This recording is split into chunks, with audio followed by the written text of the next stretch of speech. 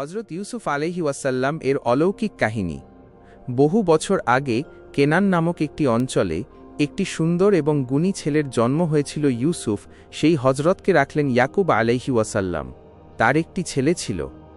ইউসুফ ছিলেন অত্যন্ত সুদর্শন, জ্ঞানী ও বিশুদ্ধ প্রকৃতির।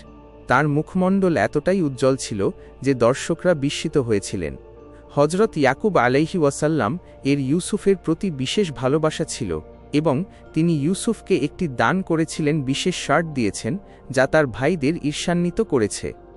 ইউসুফ আলাইহি ওয়াসাল্লাম একদিন স্বপ্ন দেখলেন 11টি তারা, সূর্য ও চাঁদ তাদের সাজদাহ। এ স্বপ্ন তিনি তার পিতা হজরত ইয়াকুব আলাইহি ওয়াসাল্লামকে বর্ণনা করলেন। ইয়াকুব আলাইহি ওয়াসাল্লাম বললেন, হে বৎস, এই স্বপ্ন আল্লাহর পক্ষ থেকে একটি বড় নিদর্শন। আল্লাহ তোমাকে উচ্চ মর্যাদা দান করবেন, কিন্তু এই স্বপ্ন তোমার ভাইদের বলবেন না, তারা ঈর্ষান্বিত হবে। ইউসুফের ভাইয়েরা আগে থেকেই ঈর্ষান্বিত ছিল। তারা বলতো, বাবা ইউসুফের এত প্রিয় কেন? আমরা তার চেয়ে বড়। একদিন সে খারাপ পরিকল্পনা, তিনি ইউসুফকে সঙ্গে নিয়ে মাঠে গেলেন। গভীর কূপ ছুঁড়ে দিলাম। ইউসুফ চিৎকার করে বললেন, হে ভাই, আমাকে বাঁচাও। কিন্তু সে তারা হাসতে লাগল। তিনি ইউসুফরা শার্টে নকল রক্ত, তিনি তা হজরত ইয়াকুবকে দেখিয়ে বললেন, ইউসুফকে নেকড়ে খেয়ে ফেলেছে।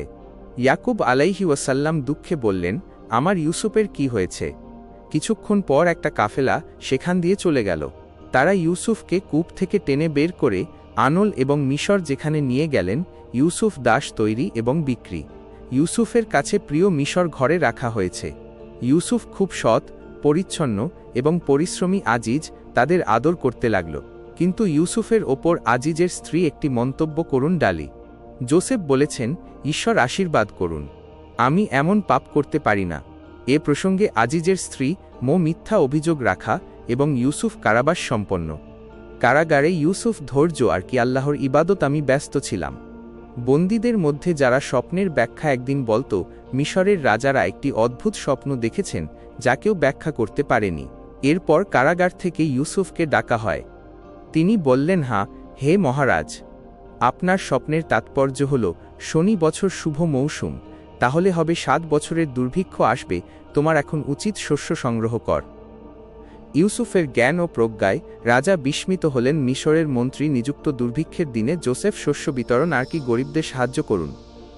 এর অপরদিকে কেনানে হজরত ইয়াকুব আলাইহি ওয়াসাল্লাম ও তার ছেলেরা ক্ষুধা নিয়ে চিন্তিত। ইউসুফ ভাই ছিলেন মিশর শস্য নিতে। তিনি ইউসুফের কাছে আসেন, চিনতে পারেনি।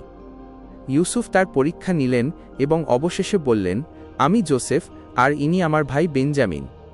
ভাইরা লজ্জিত হয়ে বললেন, আমাদের কাছে ইউসুফ, আমাকে ক্ষমা করো। ইউসুফ হাসি, তিনি বললেন, হাজ তোমার উপর কোনো দোষ নেই, আল্লাহ তোমাকে ক্ষমা করুন এবং আমিও তোমাকে ক্ষমা করে দিলাম।